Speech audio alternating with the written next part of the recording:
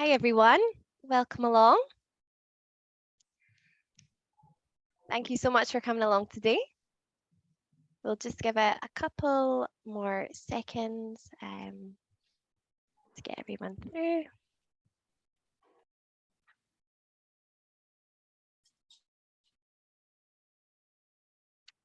Perfect. Hello. Hi everyone and welcome to our September property market update. With me on the call today is Ash McInulty from ESPC. She's going to be giving us our overview of the market to begin with.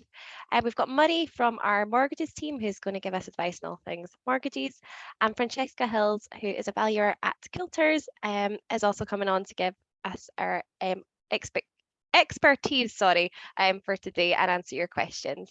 So a general couple housekeeping rules. We'll try to keep this webinar to around 45 minutes. Thank you in advance. For those of you who sent us questions to begin with, we will answer those after Ash has given us the update.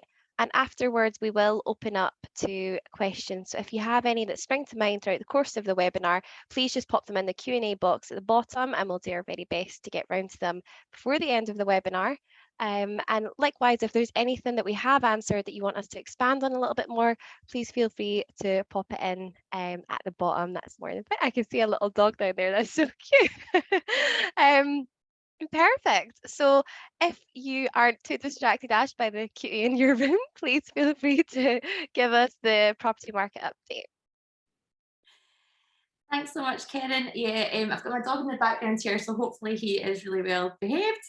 But yeah, hi everyone, and welcome to the property market update. As Karen said, my name is Ashley, and today I'm just going to talk you through some of our key data from the last quarter. So we're going to be looking at June through to August, and that's all properties that have been sold through ESPC by our collective of solicitor estate agents.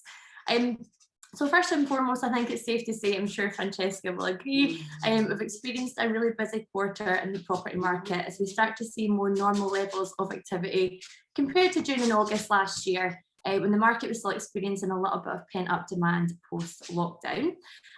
We're still seeing buyers paying premiums over home report values in certain areas, and that can probably be attributed to the fact we've seen a slight reduction in properties listings coming on year, and a rise in closing dates as well. So one of the first ones I thought that I'd start with is just the average selling prices. So across all regions, the average selling price rose by 7.4% to £296,617 year on year over that last quarter, as demand continues to rise and thrive. The highest price increases were actually seen in West Lothian, where we know that market activity has increased slightly in the recent months. And I think a lot of buyers are now starting to look for more affordable homes that's easy within reach of Edinburgh as well. So in the area, the property selling prices rose by 23.5%, and that's now sitting at £262,251. We also saw quite large increases in areas such as West Fife and Kinross, with the average selling price now sitting at £233,395, and that's 18.6% higher year on year. There's a few other different areas that we can look at here. So East Fife, we know that that has been continually really popular over the last couple of years. But what we have seen there is that selling prices are coming down ever so slightly. So they're sitting it down by about 4.4% year on year. And I think that just shows us that the demand is starting to level off ever so slightly. Dunfermline, which continues to be a hotspot again for first-time buyers, we saw an average selling price increase of 9.1%, and that's taken that up to £221,396 annually. So again, that's really popular with people who want to commute, and maybe young families who want to kind of move outside the city centre as well. The most popular property we actually saw in Dunfermline was a 3-bedroom house, and again, the selling price was up 12.5% annually. And that's bringing that new average selling price to £223,000. Sorry, I've got my puppy in the background who's growling at me here, not liking those rising selling prices. Edinburgh saw an average property selling price rise of 8%. So bearing in mind, this is averages across all these areas, but Edinburgh as a whole, we did see that rise by 8%, and the average for that is now £316,475. In the city centre specifically, if we try and narrow down to that, we did see a price increase of 18.7% annually year on year, and that's sitting at about £372,761.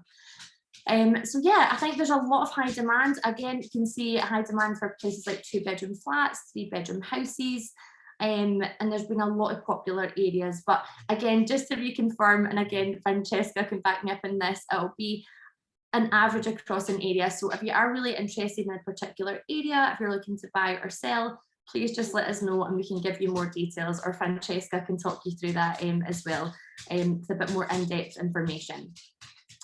So in terms of sales volumes, so over the last 3 months, the sales volumes across Edinburgh, Lothians, Fife, and also the borders was reduced by 13.8%, while new property listings were up by 0.4%.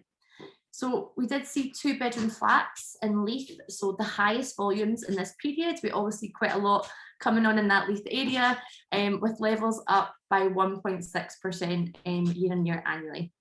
2-bedroom flats in Dunfermline again saw a 21.7% increase in sales volumes, while 3-bedroom houses in the town saw sales volumes fall by 7.9%.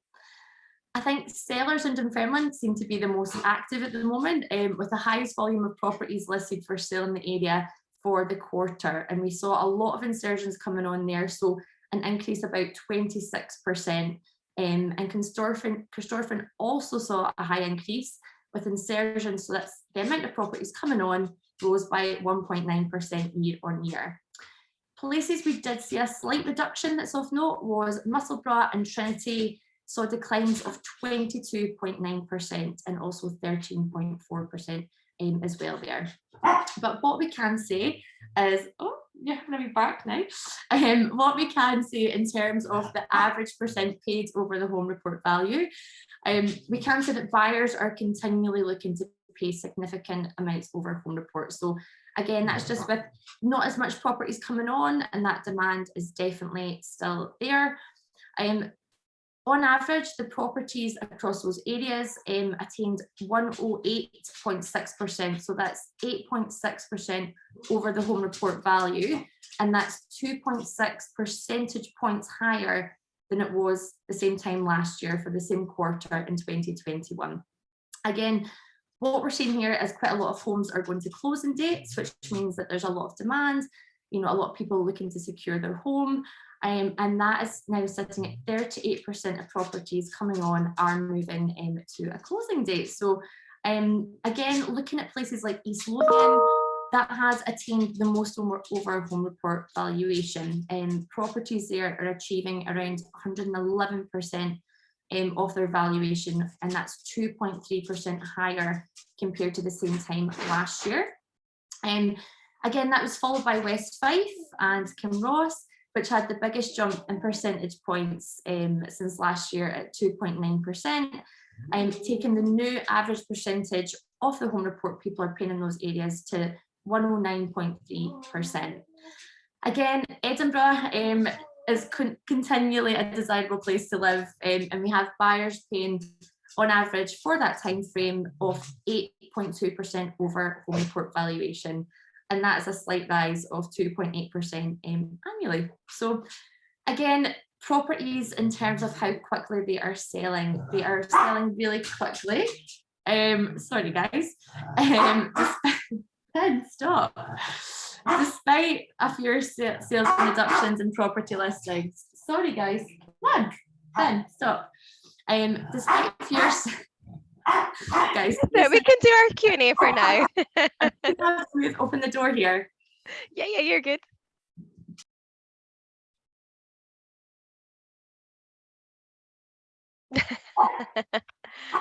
He's not liking this chat today. Sorry guys. That's okay. Do you want us to move on to the Q&A for now? Yeah, so I'm just Yeah. going to say properties are selling really quickly. And despite fewer sales and reductions, we're still seeing at the moment that areas are moving on average, going to under offer within 14 days, which is super quick. So everything that is coming on is going under offer really, really quickly. So yeah, I think as a recap, in terms of what's been happening, it's been a really busy quarter for the property market. With growth seen in many areas, and we know that buyers are still looking to pay that premium over the home report valuation. We know that Edinburgh city centre continues to be really desirable, with 2-bedroom flats and 3-bedroom houses still very, very popular. And we can still just say that there's a great demand for homes outside the city centre as well. So as we said, places like West Lothian and even through in Fife, a lot of people are looking for more affordable, bigger homes.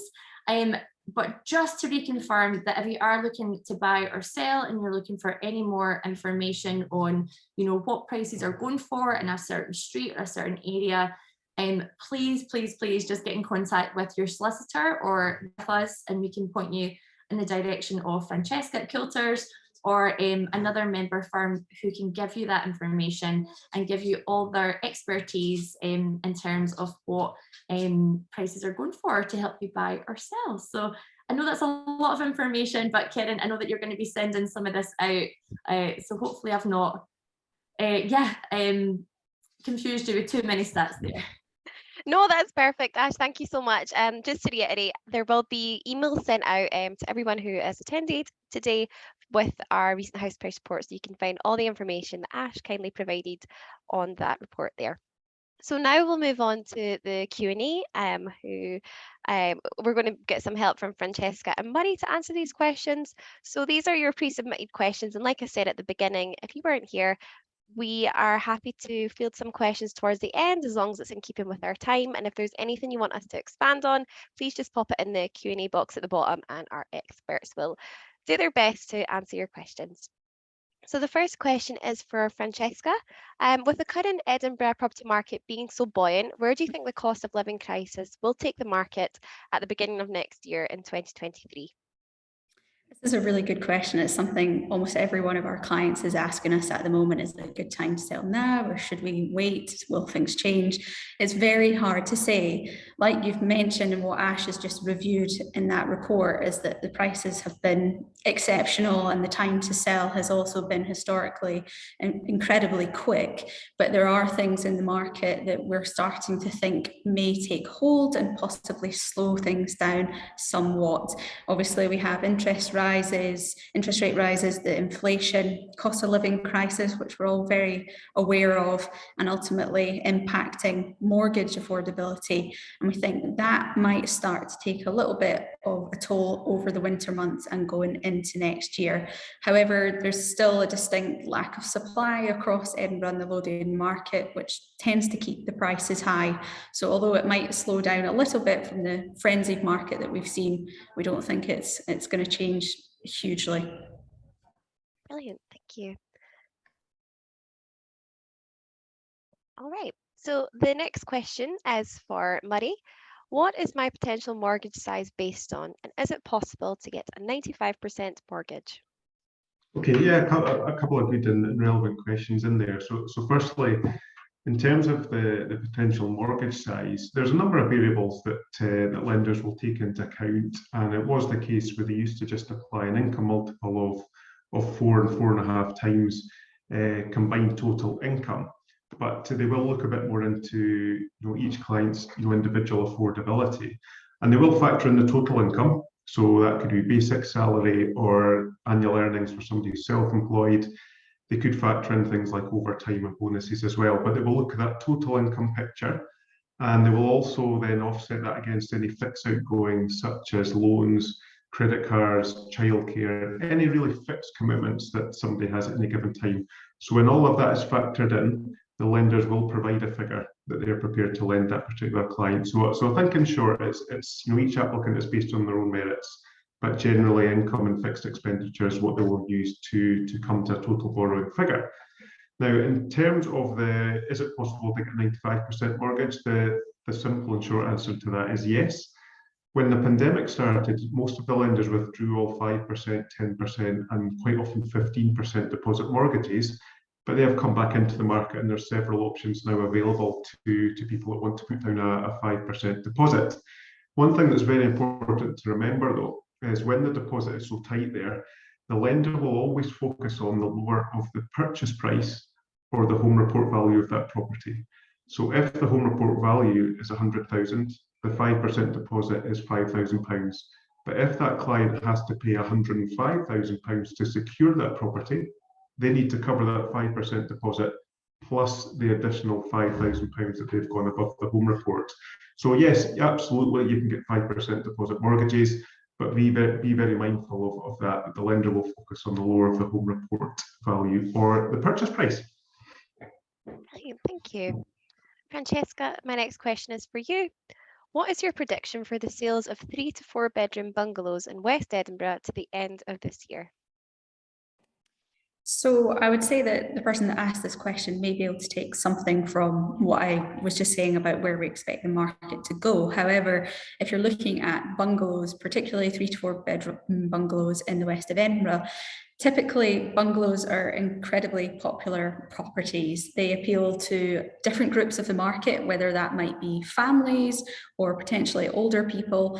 They're homes that people tend to stay in for a long period, which means that they don't come to market perhaps as regularly as your 1 and 2 bed flats, for instance. So when they do come on the market, there's a scarcity value to them and they tend to have a lot of interest. So I would say probably, depending on which area it is and what the bungalow has to offer, they'll be achieving prices in excess of the averages for the city-wide. And I would expect that to continue towards the end of the year.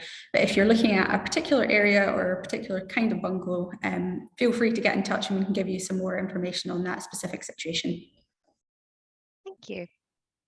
Marie, my next question is for you. How do I put a note of interest in for a property and then an offer? Yeah, quite a good question and a very short one to answer.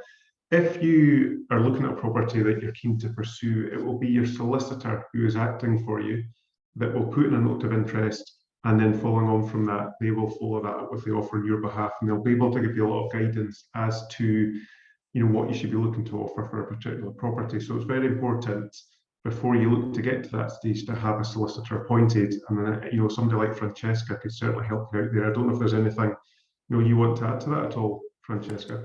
Yeah, I think really what I wanted to highlight here is that I actually did a poll recently on social media that was really interesting, because I was asking people what percentage of properties did they think went to a closing date? And actually people thought it was well more than it actually is. I think you said around 38% at the moment, Ash. So people thought it was actually closer to the high 60 or early 70%. So you don't necessarily have to submit a note of interest. You could go straight in and submit an offer. And if you wait to closing date situations, you might actually end up missing out on a property. So for sure, if you're interested, but you've not made up your mind, definitely get a note of interest in, but don't assume that everything goes to closing. Perfect, thank you so much. My next question is for Francesca. What are the advantages and disadvantages of buying a property for investments, etc., via a limited company? So in theory, this person is setting up a limited company to buy a property to either flip or rent out. Okay, so I would say that this question should definitely be targeted towards either your financial advisor or accountant, because they will be able to advise you on your individual circumstances best. Opening up a limited or setting up a limited company will really depend on your personal circumstances. Generally speaking, doing so would help improve tax efficiencies for higher rate taxpayers, or if you own multiple properties, that might be a good idea for you. But really it's best to speak to a professional that deals with this to get the correct advice for each individual. Yeah, just from a mortgage perspective, we totally agree with what Francesca said there. I think it's absolutely vital that anyone looking to do that speaks to a relevant tax specialist who can help them determine whether it's the right thing for them individually. But from a mortgage perspective, I've got a number of clients who invest through limited companies, and there will clearly be tax advantages. and that being one of the main reasons that particular clients look to go down that route. But from a mortgage perspective, there was a much smaller pool of lenders that we'd be able to access for limited company applications, and rates are generally a little bit higher. But that aside, as it's becoming more and more popular, so I think more lenders will enter that market. And, as we've mentioned, that there will be potential tax advantage for people to do it that way. So it's important to understand, both the mortgage side of things, but primarily whether it's right for any particular client, I would say. Thank you. Murray, the next question is for yourself. When should I get a mortgage in principle? Okay, well, I think I would always say as early in the process as possible, preferably before you're actually viewing properties with the intention of moving forward, with an offer. It's the case now where many sellers won't consider an offer unless you can evidence that you have a decision in principle. It shows that you've taken the necessary steps to show that the funds are likely to be there for you. So sellers will often insist that you have that, so as early in the process as possible. And one of the other benefits to getting a decision in principle is it really just firms up, your budget. You can look at various online calculators and they'll give you a very rough idea, but it's always subject to a decision in principle application where the lender will run what's usually a soft footprint credit check that won't impact your credit score. They'll look at your address history, income expenditure, and they'll say, yes, we're prepared to lend a maximum of X amount. So that then fixes a budget and allows that client to move forward very quickly with any property they see that fits within that budget. So yeah, I would say as early in the process as possible. Fantastic. So this is our last of the pre-submitted questions. So if anyone does have anything that they want to ask before we end today's webinar, now would be a good time to pop them in the Q&A box at the bottom of the screen, or if you would like us to expand on anything. So the final of our pre-submitted questions, Francesca's going to help me answer this one. Do you think now is a good time to start investing in a new build development? Sorry. It's a difficult question to answer without knowing the rest of the information, like where are you planning to build that development? What is your experience? What kind of new build development might that be?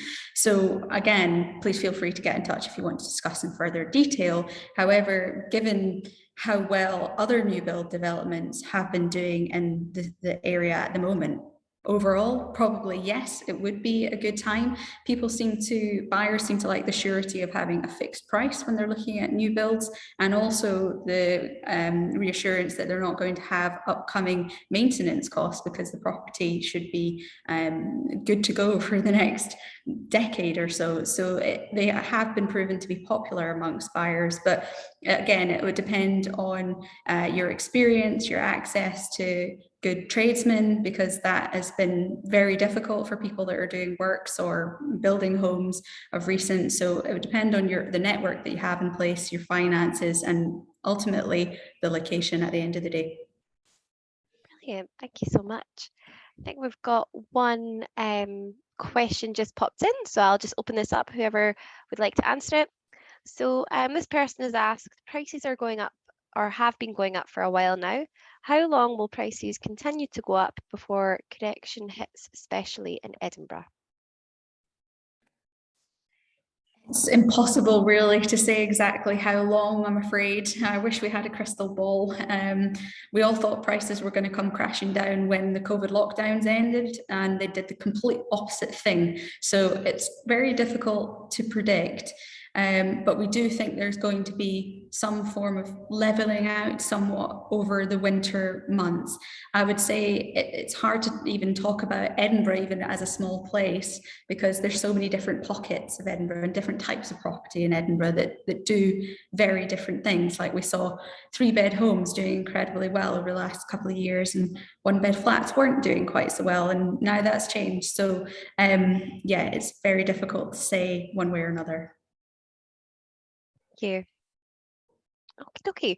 Well, that is all the questions that we've got today. Thank you so much for everyone who joined us. I will be sending out, one more question just in the nick of time. This will be our last question and then we'll wrap it up if you guys are happy to answer.